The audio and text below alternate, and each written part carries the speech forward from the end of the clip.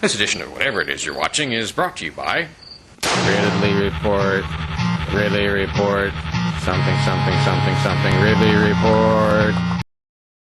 Neoconservatives could be defined as people who love freedom so much they're willing to export it to other countries using the US military. The neoconservatives in the government are probably more cynical than this and just using it as a power grab, but for many rank-and-file neoconservatives in the US population, you could say they really do believe in freedom so much that they're willing to use violence in other countries to bring it about. I know that some of them are probably genuine because I used to sort of believe this way myself. Now, these are the same folks who will sort of get antsy if you criticize the United States government.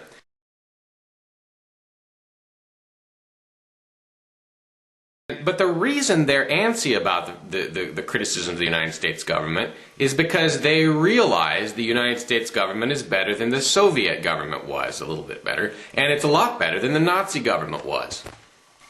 These are folks who are, in a sense, putting the U.S. government in the context of its times, comparing it to other governments that exist, other governments that have existed over the last 50 years.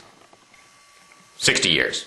Anyway, as such, I think we should cut them just a little bit of slack, at least, again, the individuals, not the people in government. I think these folks are, in many cases, wrong for the right reasons. They're not defending the United States government because they like big taxes or because they like $69 hammers and $200 toilet seats.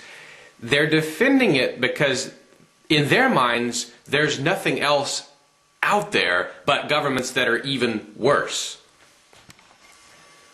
For many years, this was probably an accurate view, especially if you think of all the powerful countries in the world. Traditionally, the United States has been the least bad powerful country. So in a sense, they're just folks who are sort of late coming on board with the understanding that the United States has started traveling down that Soviet road. Once they come to a realization that the threat to liberty is generated from Washington, then many neoconservatives will abandon their ideology to a large extent or change their support for the Washington government to opposition against the Washington government. At least that's my theory and my hope. There's another way of looking at it. Many of the neoconservative ideas, if just tweaked a little bit and directed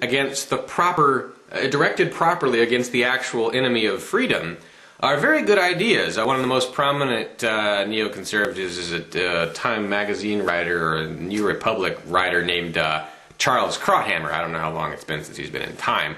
But he used to be a hero of mine. He would write stories about the developments in the Philippines, getting rid of dictators there, getting rid of Marxist insurgencies in the Philippines. He had a great way of looking at things.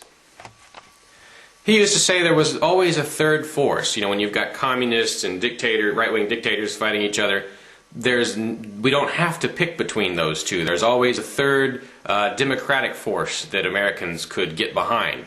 And I think he was, on track with these ideas, but wouldn't it be nice if he would apply those ideas to his own country?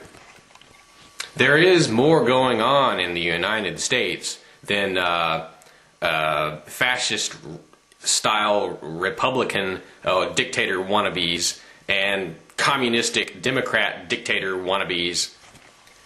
There's a third force out here, and it would be nice to see folks like Mr. Krauthammer and other neoconservatives backing that third force.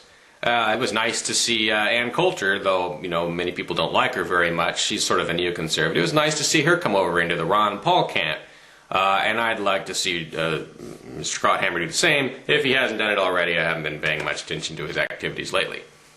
So we shouldn't throw the neoconservative we shouldn't throw the neoconservative babies out with the neoconservative bathwater. Many of them are on the right track and that they do hate tyranny. They just haven't recognized yet that the United States is the prime source of it on the American continent. This is Dave Ridley about to sign out for RidleyReport.com, but first... Do you have a message for the Ron Paul movement? Do you have a product for the New Hampshire Liberty community? Then stop keeping it a secret. Head on over to RidleyReport.com. Email Ridley and purchase an ad. There is no humiliation nor privation Ridley will not endure to ensure your message gets out. RidleyReport.com.